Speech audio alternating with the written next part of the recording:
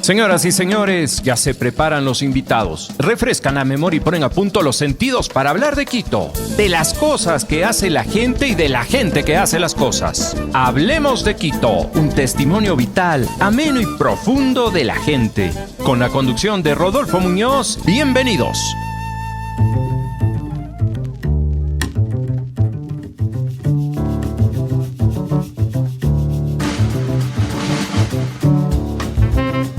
En la selva del Darién, en la frontera entre Panamá y Colombia, se escenifican múltiples dramas de familias ecuatorianas que huyen del país para tratar de llegar a Estados Unidos y resolver necesidades básicas para su sobrevivencia.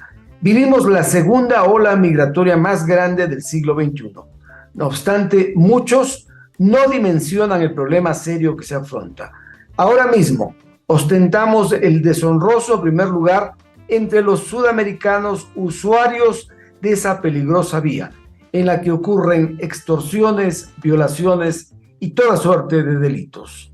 Les saludo cordialmente, amigas y amigos, y saludo también con Jacques Ramírez, doctor en antropología y estudioso serio del fenómeno migratorio. ¿Qué tal, Jacques? Nos gustaría tratar contigo este tema poniéndonos en los zapatos de quienes toman esa decisión difícil. Todos tenemos un pariente, un amigo, un conocido que se fue y podemos intuir los riesgos de migrar en condiciones desventajosas. Desde ese enfoque, te pregunto, ¿cuál es el perfil del migrante que está saliendo hoy mismo del Ecuador? Buenas tardes, buenos días, Rodolfo. Un gusto estar aquí en tu programa y un saludo fraterno a todos los que nos ven y nos escuchan. Sí, has hecho una clara y concisa introducción a este doloroso tema. Efectivamente, nos encontramos en una segunda ola migratoria de lo que va el siglo XXI, con algunas semejanzas y diferencias de lo que vivimos hace ya casi 23, 24 años en torno a esta salida, esta estampida migratoria, como la bautizamos, de finales de los 90 e inicios del nuevo siglo. Que tienen algunas similitudes y unas diferencias, y justamente una de las diferencias que yo veo tiene que ver en torno a lo que tú me acabas de preguntar, en torno al perfil del migrante que está saliendo. ¿Cómo es el migrante, ese nuevo migrante, el que decide tomar una decisión tan compleja? Primero, decir como contexto que para comparar, es bueno comparar estos dos eventos que algunos que ya tenemos más años hemos vivido, comparar los destinos, ¿no? Hace 20 años el principal destino era Europa, y de Europa sobre todo España y Estados Unidos. Una migración que llamó mucho la atención en su momento porque fue una migración liderada por mujeres, ¿no? Las mujeres, una feminización de la migración, como se llama en la literatura. He entendido esto como no solo como un aumento de mujeres que migran, sino como las pioneras en las cadenas de redes migratorias. ¿Había alguna condición particular que conducía a las mujeres a tomar esa decisión? ¿Por qué eran ellas las de avanzada? Tenía que ver en buena parte, con los nichos laborales disponibles en Europa. Cuidados a gente vieja. De niños, niñas, como personas mayores, y ahí tú entendías un poco el porqué de este perfil. Ahora hay más diferencias, pero para ir concretando, ahora lo que vemos es, en cambio, un redireccionamiento de los flujos migratorios hacia Estados Unidos, un destino histórico tradicional. Todos saben este epicentro que hay de la migración ecuatoriana, del austroecuatoriano hacia Estados Unidos desde la década de los 40 y 50 del siglo pasado. Siempre ha estado presente en el imaginario de las personas migradas hacia Estados Unidos. Muchos de ellos también con ayuda de pasadores, de los que se llaman los famosos coyotes, polleros. Volveré a esto más adelante. Y la gran novedad que vemos ahora, Rodolfo y todos los que nos escuchan, tiene que ver con las rutas y las vías de acceso a Estados Unidos. Y esto conecto con el perfil porque a lo largo de los años siempre ha habido diferentes vías para ir. Aquellos que tienen la suerte de tener una visa toman un avión y llegan de manera inmediata. Este es un perfil muy pequeño, digamos, en el tamaño de todo el universo de migrantes que van a Estados Unidos. Hasta el año pasado, muchas personas iban por México. Recuerda que México nos retiró la visa para entrar en calidad de turistas, pero finalmente por imposición de Estados Eso fue con Peña Nieto, ¿no? Con el presidente Peña Nieto. Los procesos de eliminación de una visa, y es también interesante saber porque el presidente hace poco puso un tuit diciendo que ya va en esta ruta, sobre todo para Europa, algo que es completamente falso en este contexto, toman tiempo. La eliminación de una visa, la extensión de una visa es una negociación bilateral entre dos países que toma mucho tiempo. En el caso ecuatoriano arrancó en el 2014 y se retiró finalmente en el 2018. Fíjate todo el tiempo de negociación. Pero entonces muchos iban por esta vía, por México, y de ahí se conectaban con las redes que ya están ahí en ese país hasta la frontera y pasaban. En otro momento, tiempo atrás, recuerda que había mucha migración de ecuatorianos por barcos que salían desde la costa de Manabí, de Manta, hacia la frontera con México, Estados Unidos, en Puerto de Ocos, y se introducían por tierra hasta llegar a la frontera. Y finalmente vemos esta nueva ruta, que es la primera vez en la historia que encontramos ecuatorianos migrando por tierra desde Ecuador, pasando ocho países, 7 fronteras, hasta llegar a Estados Unidos. Esto nunca, en los registros que tenemos de 100 años de migración a Estados Unidos, yo hace poco publiqué un artículo que se llama Un siglo de ausencia, que se está transformando en un libro, hago justamente este recorrido de los 100 años de migración. Nunca, Rodolfo, hemos encontrado estas rutas de acceso a Estados Unidos. Y ahí me interesa preguntarte, ¿qué pasaba en el Darién antes? ¿Era también una vía que tomaban quienes querían llegar al norte del continente? En el caso ecuatoriano, para nada, y justo tengo los datos aquí en mi ordenador. Fíjate cómo, y para confirmar esto que te digo, que era una ruta no utilizada, hasta el 2021, hasta diciembre del 2021, apenas 387 ecuatorianos pasaron por el Darién, solo menos de 400 personas. Se empieza a disparar en el 2022 y con fuerza en el 2023, llegando ya en estos 2 años, todavía no se termina el 2023, datos hasta julio del 2023, a 64.200 ecuatorianos. Imagínate, de 380 a 64.200. Pues ahí te damos cuenta la brutalidad, perdón la palabra, de lo que hablamos, y conecto con tu pregunta del perfil. Sí. Los que se están yendo por esta vía, a diferencia que antes era gente que tenía cierto capital, ciertos ahorros, que podían vender sus terrenos, empeñar sus vaquitas, sus carros, etcétera. Ahora el perfil de los ecuatorianos que están yendo por esta vía son ecuatorianos de clases medias y medias bajas, ¿no?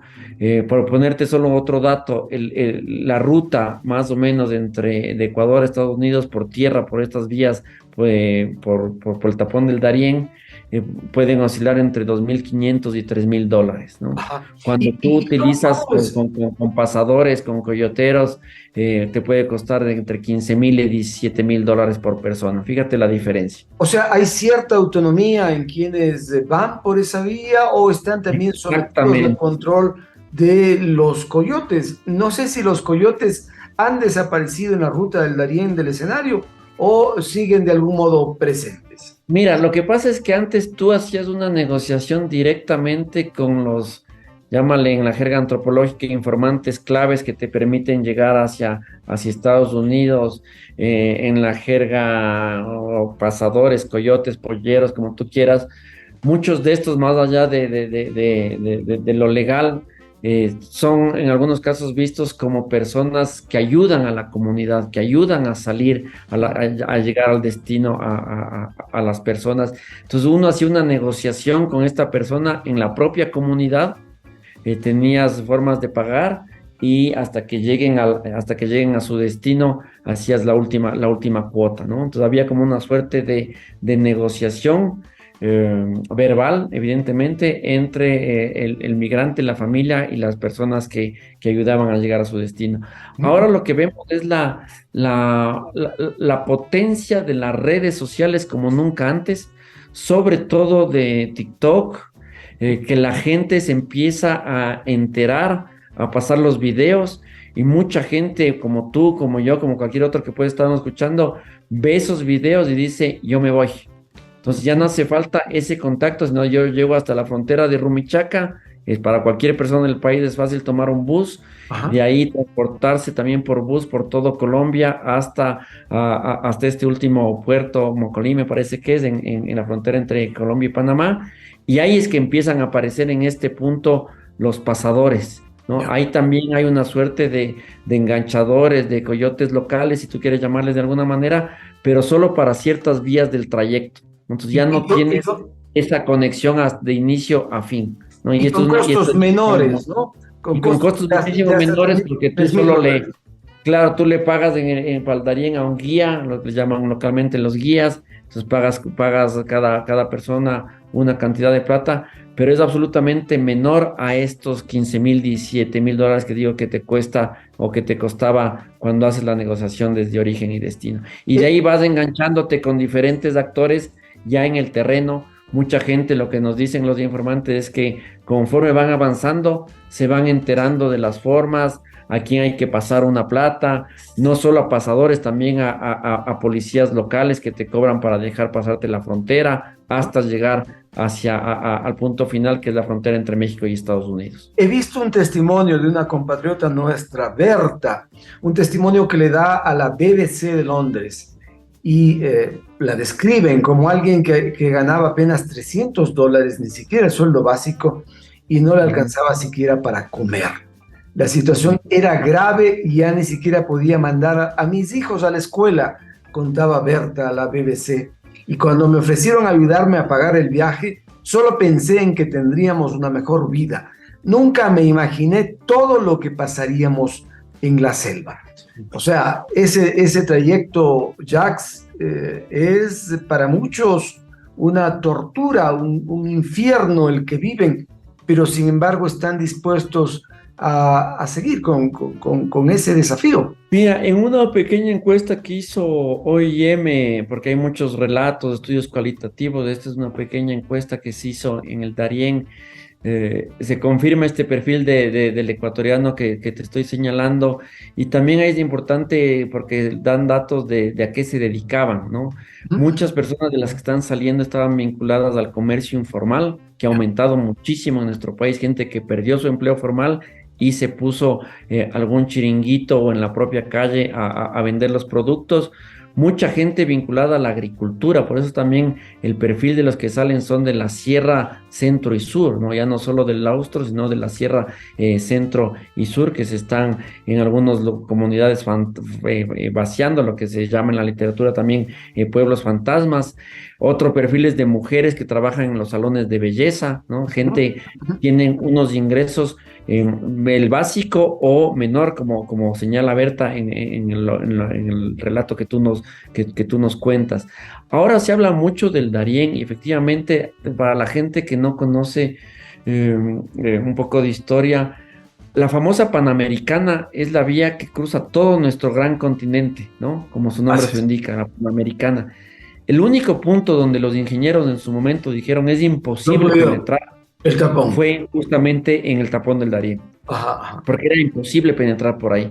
Pues en esa imposibilidad, en ese espacio tan hostil, es por donde están pasando cientos de miles de migrantes, no solo ecuatorianos, sino de otras nacionalidades. Pero los problemas no solo están en este punto. Hoy es la novedad por lo complejo que es pasar una selva, pero también cuando te señalaba en su momento la migración de ecuatorianos por barco que salían, que llegaban a tierra en el puerto de Ocos, en la frontera de Guatemala con México, también algunos entraban por la selva del Petén, que también era un territorio muy, muy hostil. Esto no se investigó mucho, no estuvo tanto en los medios de comunicación y sufrían las mismas consecuencias. Y el trayecto de Centroamérica hasta la frontera de Estados Unidos están a cada paso hay cierto tipo de trabas, no naturales como encontramos en el Darién, sino de extorsiones, de violaciones, de pandillas, de gente que pide vacuna a cada rato, de las propias policías locales, una serie de actores que hacen que todo el trayecto sea peligroso. Llama muchísimo la atención, Jax, que el número de migrantes que van por el Darién, el número de ecuatorianos que van por el Darién, sea en este momento mayor que el número de venezolanos que toman por esa misma vía. Significa que el flujo migratorio de ecuatorianos ha superado numéricamente al flujo migratorio de venezolanos, o acaso ellos están escogiendo otras vías. No, a ver, mira, lo que sabemos, y acá es importante también, te había hablado de alrededor de 64,000 ecuatorianos que han pasado por estos 2 años por el Darién, pero si vemos la cifra total de ecuatorianos de los últimos 3 años, del 2021, de enero del 2021 hasta agosto del 2023, es decir, hasta el mes pasado, ¿cuántos ecuatorianos han salido del país y no han vuelto? Llegamos a la cifra de 277,000 ecuatorianos, ¿no? Uh-huh. Se coloca el gobierno de Lazo en promedio ya entre los gobernantes de más alta migración, ¿no? Comparado ya con el gobierno de Maguad, de Noboa, que hablábamos antes de la primera estampida migratoria. 277,000 en menos de 3 años. Vamos a cerrar el año con un promedio de casi 100,000 al año. Solo el 2022 se fueron 108,000 ecuatorianos, ¿no? El 2022. El 2023 ya vamos en los 87,000 y todavía faltan los datos desde septiembre a diciembre, ¿no? Entonces, por eso te digo que vamos a superar los 100,000 y muy probablemente superemos la cifra del 2022. Entonces, hablamos de datos absolutamente altos. Sin embargo, acá también hay que ver que durante los últimos años se ha hablado mucho de la migración venezolana, que fue un tema que estuvo presente en el debate también de los medios de comunicación, en la prensa y en la política migratoria, no solo de Ecuador, sino de todos los países de la región. No es novedad para nosotros ese tema. Lo que vemos ahora en el caso de la migración venezolana en general son 2 procesos. Uno de remigración, es decir, venezolanos que se asentaron en algún país, sobre todo de Latinoamérica, uh-huh, que están migrando remigrando, ya sea a un tercer país, principalmente Estados Unidos, o volviendo a Venezuela. Pero efectivamente, ahorita los 3 principales grupos que están pasando por el Darién son venezolanos, ecuatorianos y haitianos. En el caso de los haitianos y venezolanos, hay muchos relatos que te hablan de estas personas que han sufrido mucha discriminación, racismo, xenofobia. Haitianos en Chile, por ejemplo, que han decidido remigrar hacia Estados Unidos utilizando también estas vías por el Darién. En el 2023, también hasta agosto del 2023, 111,000 extranjeros, la mayoría venezolanos, han salido de nuestro país. Y también si hacíamos el mismo ejercicio desde enero del 2021 hasta agosto del 2023, alrededor de 313,000, 315,000 extranjeros han salido de nuestro país. Más extranjeros que ecuatorianos han salido de la frontera nacional. Sí, un poco más, están entre 315,000 los unos, entre 280,000 los otros, están por ahí. Pero fíjate las cifras, si sumamos tanto nacionales como extranjeros en este periodo del 2021 al 23 en el gobierno de Lazo, alrededor de 590,000, 600,000 personas han salido del país. Este dato es brutal, Rodolfo. 600,000 personas que han salido del país en 2 años y 8 meses. Eso te dice, es una cara visible de este país que se desangra, ¿no? Mucha gente no quiere estar aquí, no solo por las condiciones económicas adversas, sino por este tema que nos preocupan a la inmensa mayoría de ecuatorianos, que tiene que ver con la inseguridad, la muerte, la violencia, las extorsiones. Jax, Naciones Unidas decía a marzo del 23 que vivían en Ecuador 500,000 de venezolanos. ¿Esa cifra pudo haber variado en estos últimos 5 meses? ¿Tienes algún dato que nos lleve a concluir numéricamente? Sí, el otro día también tuve una reunión con el con el representante de Naciones Unidas encargado el relator de derechos humanos y discriminación, se me fue el nombre, y también hablaba de Oliver de Schuttler, relator de Naciones Unidas para la pobreza y los derechos humanos, y topaba esta cifra que tú la señalas, pero ahorita en todos los análisis no están tomando en cuenta esta salida de extranjeros del último año, ¿no? Como te decía, solo el 2023 han salido extranjeros, la mayoría venezolanos, 111,000. Y esto también se confirma con el dato de las personas que se han registrado y se han regularizado. Hubo un plan de regularización de las personas venezolanas lanzadas por este gobierno, en el cual solo el 30-35% ha accedido a la regularización. ¿Qué pasa con el otro 75%? Muchos de ellos del país. Registro. Exactamente, muchos se fueron del país y otros siguen viviendo en el Ecuador sin papeles. Entonces, si hay que manejar los datos con continuo. Evidentemente, nadie puede negar que estamos viviendo un momento, una ola migratoria, tanto de ecuatorianos como de extranjeros que huyen, como he dicho en algunos de mis tweets y textos de este país. Hemos visto que los ecuatorianos, nuestros compatriotas, están saliendo porque se quedaron sin empleo, viven en el subempleo, se ha roto su familia, en fin, y esas son las consideraciones para irse. Pero, ¿qué consideraciones tienen venezolanos? Hay testimonios de gente que dice, nos vamos porque las condiciones de violencia han crecido, y también nos vamos porque hemos sido estigmatizados, ¿no? Vinculándolos con hechos delictivos y criminales. Y allí te pregunto, ¿no hemos aprendido los ecuatorianos? ¿Seguimos teniendo comportamientos xenofóbicos a pesar de que muchos de los nuestros se han ido? Sí, eso nos da para hablar muchísimo. Yo solo quiero poner como antecedente y dándote la razón en lo que señalas. Hay que entender lo que pasó con la pandemia, ¿no? Casualmente nosotros teníamos datos de crecimiento fuerte de presencia de venezolanos entre el 2018 y el 2019, ¿no? Ahí fue como el gran número de venezolanos que llegó a nuestro país.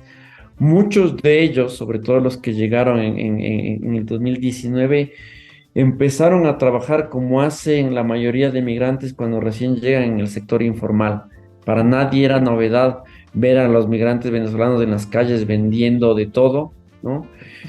Cuando llega la pandemia, la gente que vive en situación de calle o que trabaja en el sector informal en la calle fueron los más afectados, porque ya no tenían clientes, ¿no? Todos nos metimos a las casas para guardarnos y acá empieza, aquí es el primer momento en el cual empiezan a salir los venezolanos, porque ya no tienen cómo llevar ni siquiera un pan a su casa. ¿Vuelven a su país acaso? Unos vuelven a su país. Hay un programa del gobierno de Venezuela, un programa de retorno asistido por el gobierno de Venezuela, pero muchos, como te digo, han optado por un tercer país de migración. Aquí hay que entender también que a nivel regional de América Latina, la migración venezolana se asienta en los países de la costa del Pacífico Sur, principalmente Colombia, Perú, Ecuador y Chile. Esos 4 países han sido los principales destinos de la migración venezolana, y de estos países también vemos que ahora están remigrando hacia Estados Unidos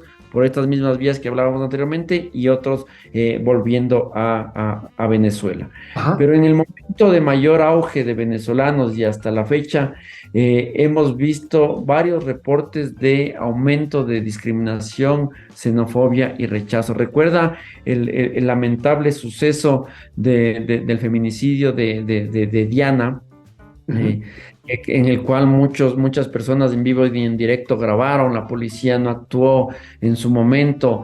Después de eso, el presidente Lenín Moreno dijo: voy a salir a la casa de los venezolanos, y como efecto de esto se produjo lo que llamaron en Ibarra una limpieza social, donde muchos migrantes fueron apedrados, escupidos, desalojados de los hostales. Y estas imágenes de barbarie hemos visto en Roraima, en la frontera de Venezuela con Brasil, y hemos visto en Antofagasta, en la frontera de Chile con Perú. Entonces hay un rebrote regional de xenofobia, racismo y rechazo, que en el caso ecuatoriano se agudiza más por la crisis económica. Hay mucha evidencia académica de estudios que te señalan que cuando las economías están malas, incrementa la discriminación, porque la gente se ve que están compitiendo por un trabajo, piensan que el migrante es el problema, piensan el migrante termina siendo el chivo expiatorio y el causante de los males, no solo sociales, sino económicos y políticos. Y esto no es menor, Rodolfo. Recuerda que la ex ministra María Paula Romo también culpó a los migrantes venezolanos de estar atrás de los levantamientos de octubre del 19. Les metió presos a 17, 35, no recuerdo bien, que eran venezolanos que trabajaban en estas aplicaciones de transporte, Uber, Cabify, y después todos fueron liberados sin ninguna, no les descubrieron nada y ni siquiera hubo unas disculpas públicas. Entonces hemos visto una xenofobia gubernamental, ¿no? Desde las altas esferas que nos gobiernan han construido relatos de rechazo, como vimos con Donald Trump en Estados Unidos y otros gobernantes acá, que también se ha permeado en la sociedad ecuatoriana, que desde tiempo atrás ya veíamos este comportamiento de rechazo, discriminación y xenofobia. Se ha visto en muchos negocios de comida, en entregas con deliveries, en salones de belleza, etcétera, la presencia de mano de obra venezolana. ¿Ellos están reemplazando puestos que han quedado vacíos o quizá están siendo vinculados porque el pago que reciben es menor del que podría recibir un trabajador en condiciones de un vínculo a la empresa bajo lo que dictamina la ley laboral? Mira, muy buena tus preguntas, como siempre, Rodolfo, y te agradezco. Cuando los estudios que hablaban de dónde se asentaron los venezolanos en el Ecuador, prácticamente, y este es un estudio del año pasado con datos recientes, te señala que son 3 o 4 ciudades las que recibieron más venezolanos. La primera, Quito, el 26% de la migración venezolana se asentó en Quito. Después Guayaquil, el 14% en Guayaquil. La tercera, Ibarra, lo que hablábamos del 6% en Ibarra, y después Manta y Cuenca con el 5% cada uno. Entonces, donde realmente se sintió un impacto fuerte es en la ciudad de Quito, ¿no? En los otros todavía vemos porcentajes menores, Manta, Cuenca, Ibarra, 5-6%. Entre Quito y Guayaquil es donde más se sintió el impacto, la presencia de las y los venezolanos. Y sí, aquí lo que ocurre cuando, no solo en Ecuador, sino en varios países de la región, cuando llegan migrantes en muchos en condiciones de vulnerabilidad, con necesidad inmediata de trabajo, aceptan cualquier puesto de trabajo por un sueldo inferior de lo que dice la ley, ¿no? Y aquí empiezan los problemas, porque los empresarios, los comerciantes, contratan esta mano de obra sin seguridad social, sin pagar lo que pagan a un nacional, y empiezan los problemas. Por este hecho negativo, digamos, de no pagar lo que se debe, y por la competencia que acarrea entre trabajadores, tanto nacionales como extranjeros. Un comportamiento al margen de la ley que no solo afecta al migrante, sino sobre todo al trabajador ecuatoriano que pierde la oportunidad de que se ocupe su mano de obra. Realmente es un lujo conversar contigo por toda la información que tienes, que está fundamentada en estudios, en análisis, en cifras. Te escuché decir hace un momento que más o menos 279,000 ecuatorianos habían salido del país desde enero del 21 hasta agosto del 23. Sí, eso significa, y aquí estoy viendo una estadística, la provincia del Cañar tiene 280,000 habitantes. Es como si hubiéramos vaciado la provincia del Cañar. No hay nadie más, ni en la ciudad, ni en el campo, ¿no? Eso significa numéricamente lo que ha ocurrido. Eso obviamente da cuenta de que es la ola migratoria más grande que hemos tenido en la historia. y que no para esa continuidad del flujo. ¿Es peligroso o no?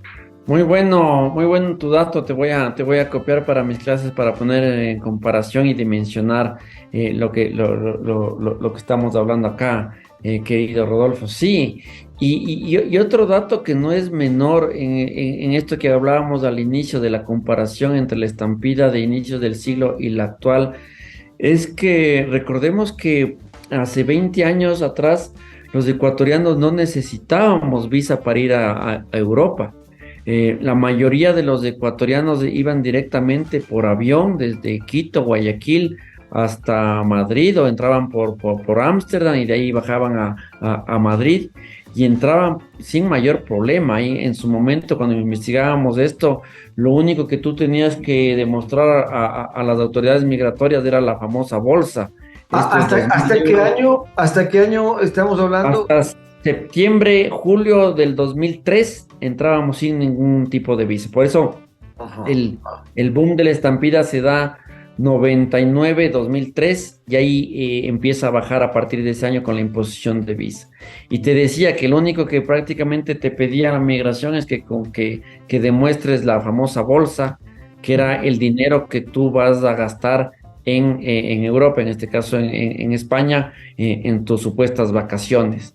La estrategia de los migrantes en aquel momento era llevar la plata en efectivo presentada en migración e inmediatamente esa plata volvía al Ecuador y con esa misma plata se iba a otra persona, ¿no? Había mucha gente que prestaba con altísimos intereses esa plata, pero finalmente ese era el único impedimento, ¿no? Ahora, para ir a Estados Unidos, como hablábamos también anteriormente, no solo que tenemos una imposición de visa por parte de México y de Estados Unidos, sino de sus países vecinos, tanto México como Guatemala también, ¿no? Y Guatemala también, entonces lo cual dificulta aún más la llegada a este destino, como hemos hablado anteriormente. Fíjate, por ejemplo, pongo un dato. Ahora Estados Unidos permite o otorga 30,000 visas mensuales a ciudadanos de Cuba, Haití, Venezuela y me parece que Nicaragua o Guatemala, un país centroamericano, ¿no? Nos quitaron a los colombianos, les acaban de eliminar la visa de ingreso a Reino Unido, ¿no? Por ponerte dos ejemplos. Entonces, atrás de esas decisiones, de esas noticias que vemos en los diarios, hay un trabajo activo de la diplomacia, de los diplomáticos y de la política exterior por eliminar esas cosas. No es un asunto, como dijo el presidente Lasso en un tuit hace unos días atrás, que ya tuvo una llamada por teléfono con el presidente de España y que va en buen camino la eliminación de la visa. No funciona así, mucho menos con la Unión Europea. Hay canales, hay etapas en las cuales se analiza caso por caso. Es evidentemente... ¿Es el Parlamento Europeo también?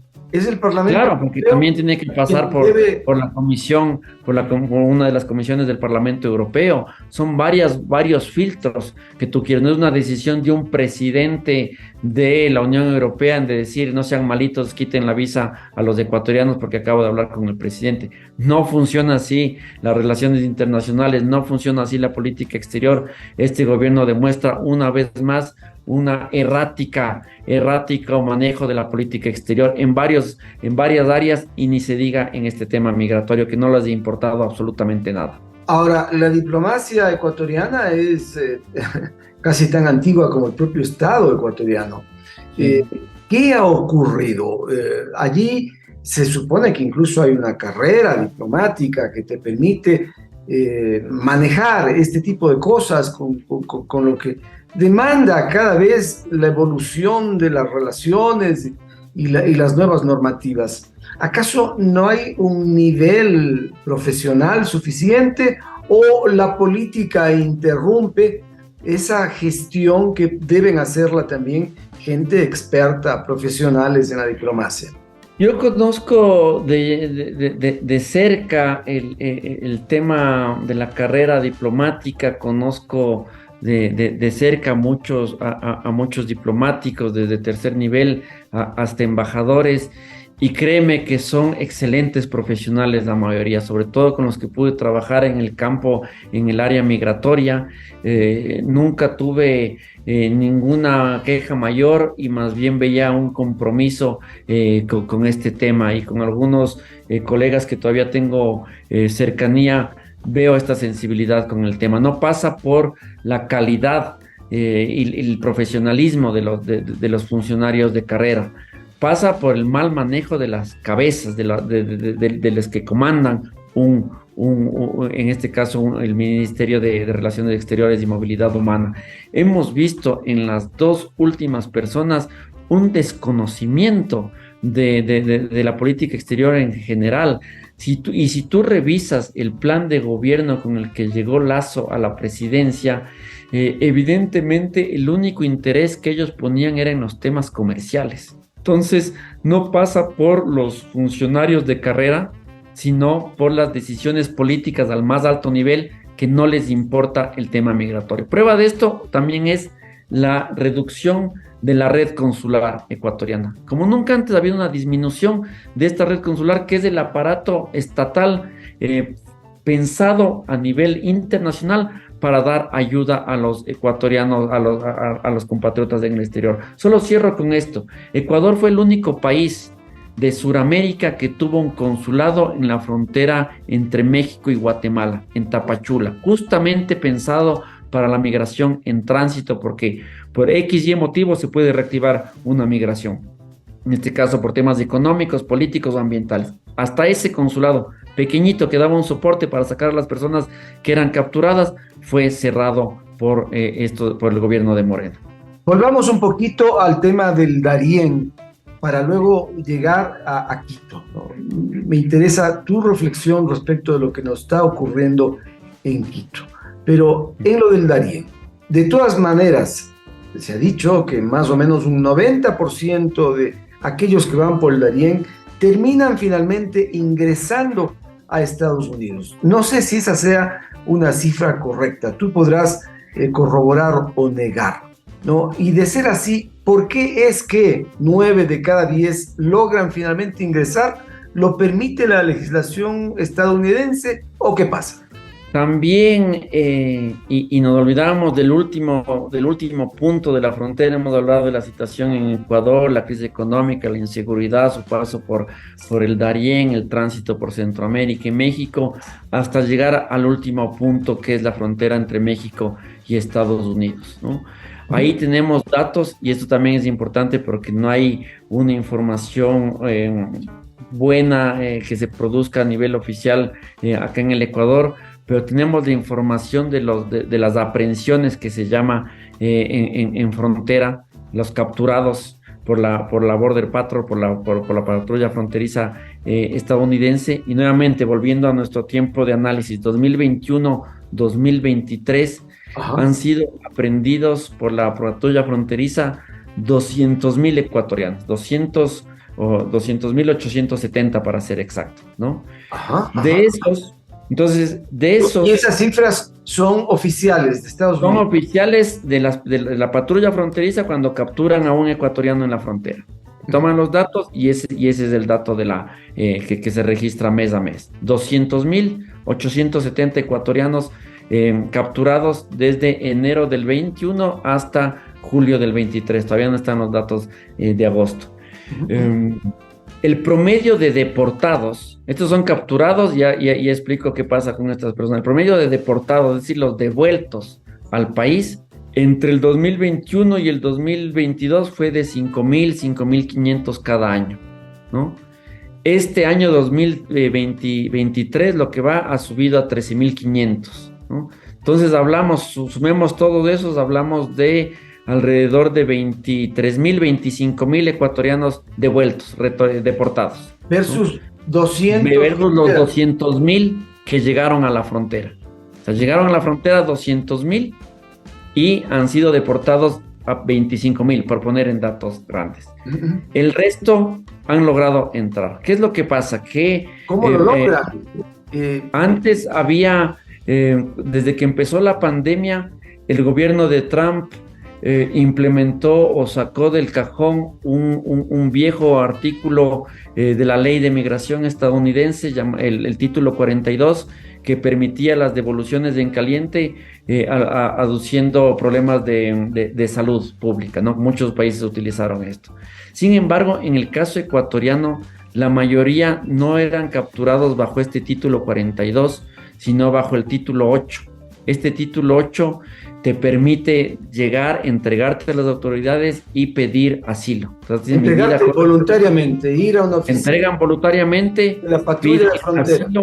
A la patrulla de frontera, y cuando son reconocidos bajo este título 8, ellos tienen el derecho a que un juez revise su caso.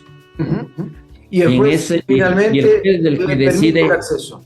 Exactamente, el juez del que decide que entren o que sean deportados. ¿Y es un acceso temporal o definitivo? ¿Qué estatus? Son temporales, eso toma tiempo luego de que te den una regularización y mucho más si es que ya quieren obtener la ciudadanía, pero es evidente que la mayoría de gente que llega a la frontera logra entrar a Estados Unidos. Por eso hemos visto esas imágenes que también no veíamos antes, de ecuatorianos vendiendo en las calles de Nueva York, de ecuatorianos vendiendo en el metro. Eso nos confirma nuevamente lo que hablábamos antes, Rodolfo, en relación al perfil, ¿no? Porque antes muchos tenían sus redes, sus contactos, y inmediatamente llegaban y se ponían a trabajar para volver a pagar la deuda. Ahora vemos que son gente que llega sin redes, sin un anclaje que les permita resistir al menos los primeros meses. O sea, es gente que dentro de lo terrible que puede significar la migración, de todas maneras tiene una condición un poco ventajosa, en tanto no está atado a aquel que le prestó el dinero a cambio de N cosas, ¿no? A cambio de hipotecar su terreno, de perder su tranquilidad. Pero hay escenas dolorosas que se han reportado. Por ejemplo, niños dentro del metro pidiendo caridad. ¿No? Nos recuerda esas imágenes de la gente que huía de la guerra en los Balcanes, igual, harapientos, muertos de hambre, pidiendo un auxilio. Eso es lo que nos está ocurriendo en ese país donde finalmente la gente iba y conseguía trabajar, pero hoy están en la mendicidad. Yo justo tuve hace un mes atrás, me parece, que dar una conferencia en la Universidad Central, en la Facultad de Arquitectura, que había un seminario, un conversatorio de este tema, y ponía dos imágenes, y era justamente del tema que también te interesa, el impacto en las ciudades. Ponía una imagen de migrantes venezolanos en la ciudad de Quito, vendiendo en las calles de nuestra capital, y ponía unas imágenes de migrantes ecuatorianos en la ciudad de Nueva York, vendiendo en las calles de la Gran Manzana, ¿no? Tú veías la imagen y les decía, ¿qué ven acá? Y vos veías exactamente lo mismo, ¿no? Personas de estratos sociales bajos, migrantes, trabajando, ganándose su pan en las calles de la ciudad, ¿no? Entonces, es una realidad que pasa en los dos lados, en nuestras ciudades, en nuestro país, en el otro lado, y que nos invita a pensar que el problema es global, ¿no? Y que hay unas condiciones estructurales que requieren ser analizadas a profundidad, porque muchos de los migrantes, sobre todo los que están saliendo en estos últimos tiempos, son migrantes con una alta vulnerabilidad, que están dejando todo para poder sobrevivir, ni te digo mejorar sus condiciones de vida, sobrevivir. Los relatos que nos hablan de los ecuatorianos en Estados Unidos te dicen que su vida está en peligro. Mucha gente dice, prefiero pasar el Darién sabiendo que es muy peligroso a quedarme en el país, en este país, porque me pueden matar en este país. Entonces, no es menor esto. Nunca antes habíamos visto como uno de las causas de la migración con tanta fuerza en los relatos de las personas, del tema de la inseguridad, de la violencia, de la muerte, de las extorsiones. No estaba esto. Estaba antes el problema económico, no va bien mis finanzas, ya no tengo un empleo fijo, más vinculado siempre a los elementos económicos. Ahora vemos el económico y la inseguridad. esta búsqueda de la sobrevivencia, ¿no?, elemental de quienes migran y que pueden incluso vivir en condiciones paupérrimas. No obstante, a pesar de ello, es gente que termina recogiendo unos dólares que le entregan de vuelta a su país, a sus familias, porque el nivel de ingreso de los migrantes ecuatorianos que están en el exterior es alto, ¿no? Dentro del PIB, del Producto Interno Bruto, hay un aporte significativo, pero sin embargo no le estamos dando a ese ecuatoriano que hace tal sacrificio el valor necesario.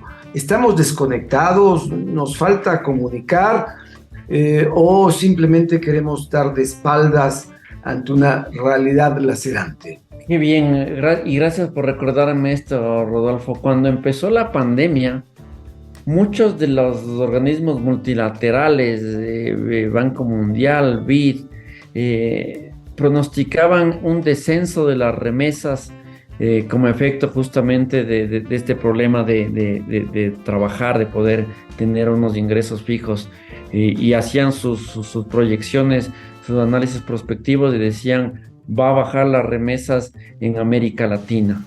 Lo que vimos sorprendentemente es que justo a partir del 2020, el año donde empezó la pandemia, hasta la actualidad, las remesas en el Ecuador no solo que han incrementado, Rodolfo, sino que por primera vez en la historia superaron la barrera de los 4.000 millones, tanto el 2021 como el 2022. Así es. Esto te demuestra que hay otros elementos. Por más que tú estés mal allá, sabes que estás un poco mejor que acá.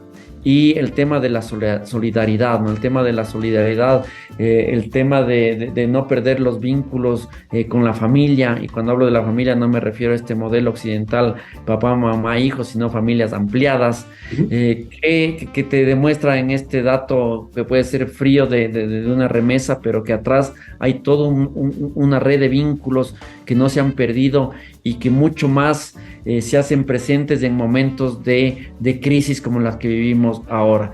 También pasó lo mismo, recuerda hace unos años cuando hubo el problema de la burbuja inmobiliaria en Europa, sobre todo cuando muchos compatriotas nuestros se quedaron sin empleo, se quedaron sin poder pagar sus hipotecas. Pasó al revés. De este lado de acá se empezaron a mandar remesas para allá, ¿no? Entonces se activan, la crisis, uno no deja a su pariente mal, nunca le deja solo, ¿no? Y son valores que a mí me hacen tener cierto optimismo de que no caemos en esas lógicas del individualismo, del capitalismo, del sálvese quien pueda, sino que hay un ethos comparto a Bolívar Echeverría que nos vincula con nuestras familias. Comparto lo que nos estás contando. Ese enfoque es absolutamente cierto, porque migrar al mismo tiempo significa no solo pensar en ti, sino en tu entorno, ¿no? Quieres ayudar a aquellos que son más débiles que tú. Esa es una condición humana muy, muy importante. Y lo propio vemos con venezolanos que viviendo aquí en Quito o en otras ciudades del país, sin embargo, a pesar de sus pesares, ¿no?, le están entregando a su economía unas divisas que les sirven. Pero, ¿qué está pasando, ¿no? Ya estamos en la parte final, en el vínculo que tenemos quiteños con venezolanos, con colombianos, ¿no?, con haitianos también en alguna medida? ¿Cómo nos estamos llevando? Más allá de esa condición xenófoba que te había comentado, ¿y qué nos ocurre en esa dinámica ahora mismo? Mira, empiezo brevemente con lo último. Hay muchos estudios que te señalan que esa xenofobia empieza a bajar cuando dejas de tener esa percepción negativa y ese miedo a lo desconocido. Es decir, cuando podemos tener un diálogo, una cercanía, y vemos que tú y yo, por más que seamos de diferentes países, tenemos muchas cosas en común, empiezan a romperse esos esos prejuicios, esos estigmas y esa xenofobia. Sin embargo, muchos de los migrantes y estudios que se han hecho, por ejemplo, hay un estudio sobre migración y su impacto en las ciudades, te señalan que los grandes problemas que tienen las personas migrantes son viviendas, acceso a la vivienda, a educación, a servicios sociales. Y en el caso de los venezolanos en Ecuador, que se hizo un estudio particular en el 2022, también te habla problemas de alojamiento, de alimentación, servicios médicos, acceso a educación para los guaguas. En fin, hay todos estos problemas. Afortunadamente, en el caso de Quito y en Ecuador en general, nosotros tenemos un marco legal muy progresista, ¿no? Muy vinculado el acceso a los derechos, ¿no? Muy vinculado al enfoque de derechos. Recuerda que pese a que han tratado de eliminar muchas cosas en estos años, nuestra Constitución mantiene en esta materia el enfoque de derechos, nuestra Ley de Movilidad Humana mantiene este enfoque de derechos. Hay la ordenanza metropolitana, para ya centrarnos en el caso de Quito, que también fue aprobada hace unos años atrás, que tiene este enfoque de derechos, y recientemente desde la Secretaría de Inclusión Económica y Social se aprobó el Plan de Protección y Atención a las Personas de Movilidad Humana, que tiene estos principios de no discriminación, inclusión, integración social. Acá afortunadamente en estos niveles de gobierno se está trabajando justamente desde esta Secretaría de Inclusión en programas políticas para el encuentro, para hacer de este Quito intercultural. Tú me hablabas de las tradiciones y las costumbres. A veces hay justamente este temor que pasa solo por las cabezas de que por la migración pierdo no solo el trabajo, sino se pierden las costumbres y las tradiciones locales. Eso no va a pasar, más bien hay que pensar que la migración nos hace vivir en la diferencia, ¿no? Y en la diferencia nos encontramos. Por eso este también rico principio de nuestra Constitución de la interculturalidad, ¿no? No el multiculturalismo europeo, anglosajón, sino la interculturalidad entendida como estos espacios de convivencia y de encuentro entre diferencias. Qué bueno es poder salir acá, ahora que trabajo en el centro histórico, y comerse una arepa. Qué bueno irse por un lado y comerse una empanada chilena, comerse una pizza italiana. En la parte cultural nos enriquece. Entonces tenemos que entender que la diversidad nos enriquece como humanos y como sociedad. Todo lo contrario de lo que nos plantea el prejuicio de la discriminación y el racismo. Muy bien, te agradezco mucho, Jacques Ramírez, por acceder a esta charla con nosotros. Hablemos de Quito, de sus cosas y de su gente. Ese es el propósito de este espacio, y con tu enfoque creo que ilustras mucho la situación de la migración y nos ubica también al Distrito Metropolitano como un espacio en el cual deben confluir con respeto todos y todas, las diversas culturas, los diversos colores, los diversos idiomas. Y desde acá le mando a la audiencia un fuerte abrazo, que pasen muy bien, busquen contenidos de esta naturaleza, reflexionen sobre estos temas que son esenciales. Cuídense mucho, nos volvemos a encontrar la próxima semana. Hasta pronto.